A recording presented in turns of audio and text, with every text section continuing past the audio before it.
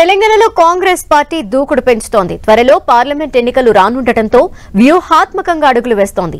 Assembly ఎన్నికల్లో సత్తా చాటిన హస్తం పార్టీ ఇప్పుడు పార్లమెంట్ ఎన్నికలపై ఫోకస్ పెట్టింది.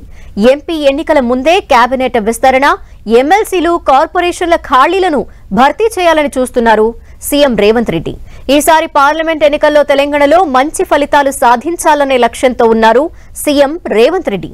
అందుకే పదవుల పంపిణీపై దృష్టి పెట్టారాయన.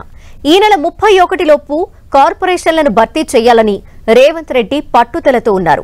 అసెంబ్లీ ఎన్నికల్లో టికెట్ ఆశించి అసంతృప్తిలో ఉన్న నేతలకు కార్పొరేషన్ చైర్మన్ల పదవులను కట్టబెట్టనున్నారు.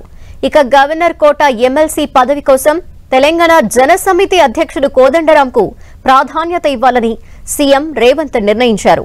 గవర్నర్ కోటాలో ఖాళీగా ఉన్న 2 స్థానాల్లో ఒకటి కోదండరాంకు ఇవ్వాలని డిసైడ్ అయ్యారు. దీనివల్ల తెలంగాణ ఉద్యమకారులకు పెద్దపీట వేసినట్టవుతుందని, పార్టీకి మంచి పేరు వస్తుందని భావిస్తున్నారు. కోదండరాం విషయంలో గవర్నర్ నుంచి కూడా పెద్దగా ఇబ్బందులు ఉండవని ఆలోచన చేస్తున్నారు. అసెంబ్లీ ఎన్నికల్లో టీజేఎస్ అధినేత కోదండరాం కాంగ్రెస్ పార్టీకి బేషరతుగా మద్దతిచ్చారు. ఆ సమయంలో కోదండరాంకు ప్రభుత్వం ఏర్పడిన తర్వాత గౌరవప్రదమైన పదవిలోకి తీసుకుంటామని కాంగ్రెస్ అధిష్టానం హామీ ఇచ్చింది. ఈ క్రమంలోనే ఆయనకు ఎమ్మెల్సీ ఇవ్వాలని నిర్ణయించారు.